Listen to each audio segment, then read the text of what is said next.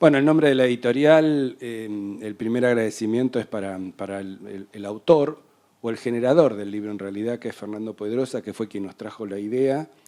Y el segundo gran agradecimiento es para Hugo Urquijo, que fue quien muy generosamente impulsó esta publicación. Él es el autor de la traducción, de la dirección y de la puesta en escena en su momento en el Teatro General San Martín de la obra de Michael Frenn, que como ustedes ya seguramente conocen, registra los momentos en los cuales Willy Brandt, a fines de la década del 60, tiene el conflicto con su secretario privado y hombre de confianza, que era doble agente. Y esto pone en tela de juicio muchos de los principios y de los valores de la democracia, etcétera, etcétera, que seguramente ahora Fernando también nos va a contar. Este libro es un hecho artístico, por supuesto, y nada menos que en el Teatro San Martín lo protagonizó Rodolfo Bebán, nada menos. Lo estuvimos buscando a Bebán para hacer una presentación el año pasado, pero ya estaba muy grande, estaba con Alzheimer, estaba internado, no conocía, y la verdad que hubiera estado muy bueno tenerlo a Rodolfo Bebán vivo y poder compartir con él esta experiencia. Así que Gabriela Ricardes es la directora hoy del Teatro General San Martín y la vamos a escuchar a ella primero para que nos cuente. Quiero agradecer también, va a venir ahora Marina De Luca, que es la directora de Proteatro, que me dijo que iba a participar. Quiero agradecer mucho a la gente de Proteatro y a Marina, que es la directora, quien preside el directorio del programa Proteatro, porque sin el apoyo del gobierno de la ciudad no hubiera sido posible hacer este libro, ni tampoco los muchos otros libros que ya tenemos en la colección Proteatro, que se ha constituido en una, digamos, colección emblemática del teatro. Ustedes saben que es muy difícil editar teatro en Buenos Aires, pero esta colección que coeditamos con el programa se ha transformado en una referencia. Vienen los autores y quieren estar en la colección, y está muy bien que así sea. Así que gracias, bienvenidos, y te paso la palabra, Gabriela. Bueno, muchísimas gracias a los dos y a todos por recibirme y por acordarse de que esta obra tuvo vida, además de ser un guión y de ser un libro y de estar escrita y haberse estrenado en el National Theatre. Tuvo una versión aquí en un momento donde hacía muchos años, esto se estrenó acá en el 2006, en la sala Casa Cubierta del Teatro San Martín. Y era un momento donde el teatro hacía muchos años que no tenía lo que en el medio llamamos el teatro político, es decir, que no tenía obras que hablen de hechos políticos ficticios o reales, sobre todo algunos basados en las tramas reales, aunque tenía una gran tradición de haberlo hecho. Era mucho más, por ahí era mucho más rimbombante la versión de Galileo Galilei de Brecht en su momento, pero buscando en los archivos del teatro encontramos que fue una obra que vino en un momento muy, muy justo, que tuvo que ver con esta visión que tenía Cube Steiff, que era el director en ese momento del Teatro San Martín, y de Hugo, que los dos conocían, ya se había hecho Copenhague en el Teatro San Martín del mismo autor antes, y conocían la versión inglesa. Y decidieron entonces trabajar, darle un nuevo sentido en un momento muy interesante de la política argentina también, a esto que significaba una obra que en sí misma tiene el complejo absoluto, digamos, que la complejidad absoluta del ser humano podría ser una ficción maravillosamente escrita y además tiene el plus de que es un hecho real, que tiene también siempre una connotación diferente. Es decir, que sin ser una obra, siendo una obra actual y contemporánea, una obra conocida, pasaba un poco lo que sucede cuando vas a ver los grandes clásicos, que ya sabes lo que pasa, ya sabes quién mató a, ¿no? Ya sabes quién mató al papá de Hamlet, pero también igual esperás ese suspenso, y en la obra sucedía de alguna manera un poco lo mismo. Tuvo la presencia de Rodolfo Bebán, que marcó también buscar un personaje trascendente, popular, argentino, que pueda atraer también a toda otra mirada sobre una obra de teatro político, que fue muy popular en su momento por eso. su mano derecha, Gunther Guillaume, era Segado, Mario es otro, era Alberto Segado, enorme actor. Estaba Horacio Roca, era un elenco de todos hombres súper potente, con una apuesta que había propuesto Hugo, que rescataba bastante de la apuesta original y que tenía que ver con muchos planos y muchos niveles que sucedían en el mismo momento en escena, donde todo el tiempo vos entrabas y salías y los personajes representaban la acción y a su vez había una acción discursiva, que esto se ve claramente en el guión y se ve en el teatro, una acción discursiva que contaba las escenas al mismo momento que esto sucedía, ¿no? En escena. Así que también fue una apuesta bastante rupturista en ese momento, de la que el teatro tiene material y recuerdo y la memoria de que fue una gran obra y de hace muy poco, cosa increíble. Así que cuando empecé a revolver y a desempolvar un poco los papeles de democracia en el San Martín, hubo así como bastante revuelo porque hablar de esa obra hoy, además, ¿no? A 40 años de nuestra democracia, en un momento donde también el teatro político abandonó un poco la escena pública, digamos, hizo ilusionar a varios, así que bueno, podemos pensarlo en algún momento. ¿Quién podría ser nuestro Willy Brandt, ¿no? De este momento? Porque creo que también hubo algo muy interesante entre Bevan y Willy Brandt. Creo que esa elección, no sé, no conozco cómo habrá sido, pero conociendo a Hugo y a Quive, no fue casual. Esa elección de personaje fue de actor para ese personaje, para ese texto, debe haber sido muy, muy central y se recuerda en muchísimos casos como la obra de Bevan también, básicamente, dentro de la obra. Así que es una obra, es un texto dramático espectacular. Que tiene todas las contradicciones humanas, como los grandes textos del teatro, que para eso están, y tienen, como les decía, ese plus de la realidad. Así que para el teatro fue un momento bastante clave.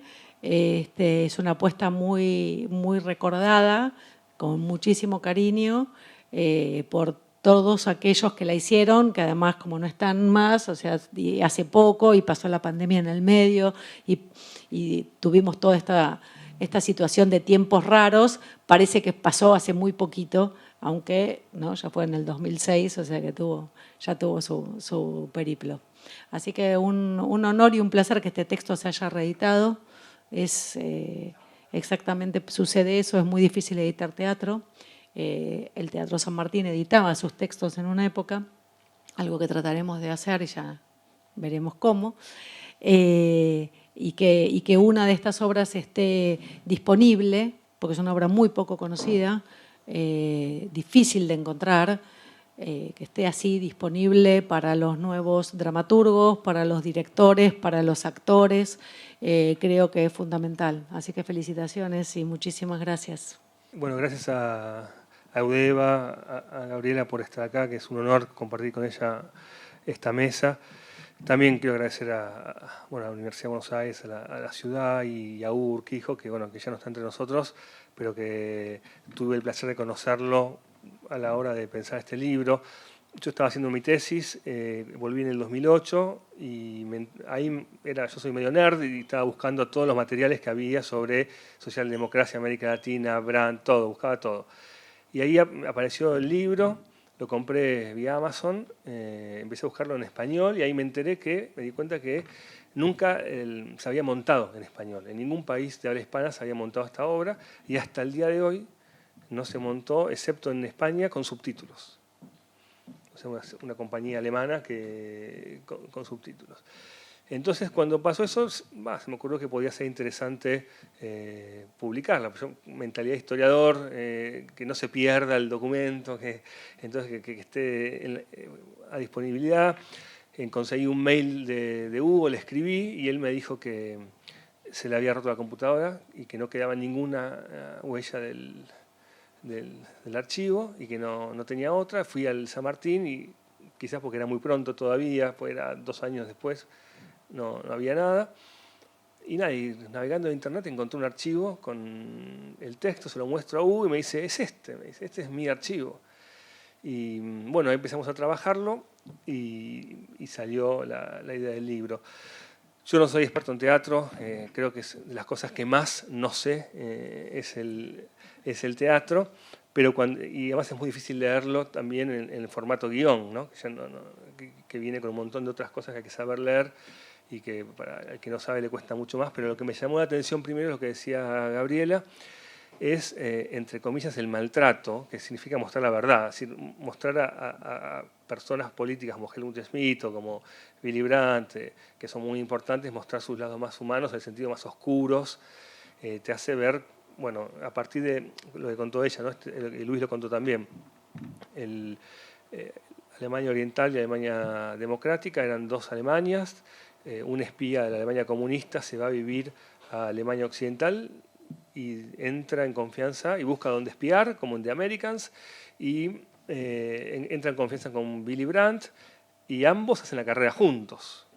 Es decir, no es que era ya canciller, sino que era un político que prometía, y ambos fueron subiendo juntos muchos años, y esto genera en el espía un dilema: ¿a quién tengo que querer más? Porque él lo admira a Willy Brandt, lo quiere, empiezan a irse de vacaciones juntos, a compartir vida familiar, entonces el tipo tiene una doble lealtad, le debe al partido y a la Alemania comunista, y le debe también a Willy Brandt. Y ese es como el dilema también dramático que lo atraviesa a él, y que Vargas Llosa escribió un artículo muy lindo en El País sobre este tema, que es, bueno, la idea del fanatismo, el poder del fanatismo, que es un tema que a mí me interesaba mucho, que venía de trabajar mucho la masacre de Johnstown, de Jim Jones en Guyana, que también era de otro tipo, pero hablaba del fanatismo. Y la idea del fanatismo, el tipo que se va a vivir con una mujer que no es su pareja, pero que hacen de pareja, hacen un matrimonio durante años y viven una vida ficticia durante años, todo para espiar a alguien, ¿no? Y en ese trabajo además medio que lo quiere. Bueno, al final él elige, bueno, yo soy comunista, soy un oficial de la Alemania Oriental, y termina preso y después intercambio de... Entonces me parece que esto además generó todo este lado oscuro de Willy Brandt, porque el tipo sabía las amantes, sabía los excesos del alcohol que están un poco en la obra, todo eso salió a la luz pública. La disputa de las viudas se llamó después, entre las viudas de los dirigentes, entre las mujeres de Willy Brandt, mejor dicho. Bueno, o sea, fue todo un momento muy particular que no empañó su carrera, porque él relanzó su carrera 2 años después y terminó siendo más grande de lo que ya era, fue Premio Nobel de la Paz. Pero bueno, me parece que la parte dramática estaba buena, pero también la parte política, que me interesaba más a mí, y en esto también se lo dediqué el libro también a Guillermina, que me ayudó mucho con todo el trabajo, pero también Osvaldo Guariglia, que fue con alguien con que yo hablaba mucho del tema de Alemania, del socialismo, de Willy Brandt. Él había estado en Alemania en épocas de elecciones. Y el tema de la socialdemocracia es un tema que en Argentina es muy simbólico. Como todo lo que hacemos los argentinos, agarramos las cosas y lo convertimos en algo teatral, en algo vinculado al deseo, algo que no es finalmente, pero al drama también, a la pelea.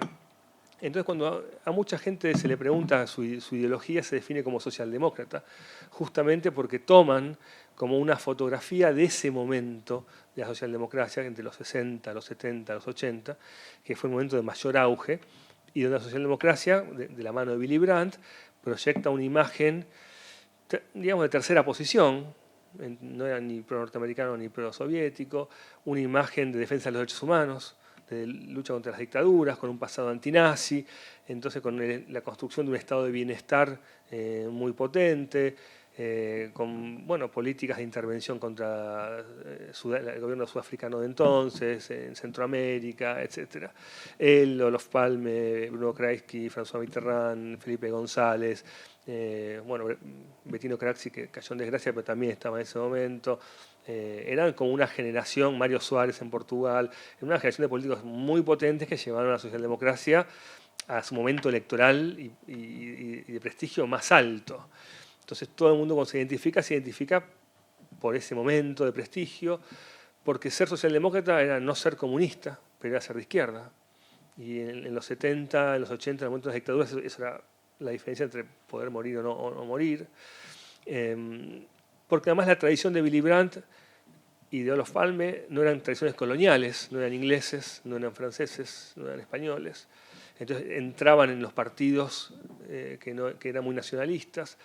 Entonces, bueno, digamos, hoy cuando yo escucho muchos políticos en Argentina que se definen socialdemócratas, están diciendo que son socialdemócratas de esa época, ¿no? La fotografía de esa época. Y una cosa que la socialdemocracia tiene en general es que cambia todo el tiempo. Cambia cada década, cambia en cada país, cambia según cada dirigente. Entonces es una fotografía de un mundo que ya no existe. Otra de las cosas que nos gustan a los argentinos, ¿no? Nos identificamos y ponemos como modelo de lo que somos algo que ya no existe y que no puede volver a existir.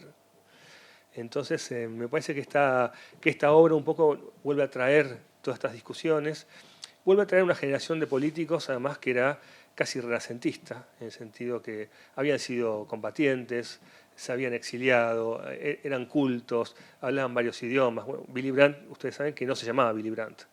Willy Brandt, él se escapó de los nazis y en la frontera conoce a Willy Brandt y Willy Brandt le da sus documentos y él se va como...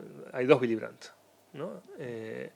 Después, cuando ambos cumplen 70 y pico de años, se vuelven a juntar en Alemania, los dos hacen un acto, los dos Willy Brandt. Pero Willy Brandt nunca volvió a cambiar su nombre, se fue a vivir a Noruega, se hizo ciudadano noruego, perdió ciudadanía alemana, hablaba noruego, hablaba inglés, hablaba sueco, hablaba un montón de idiomas.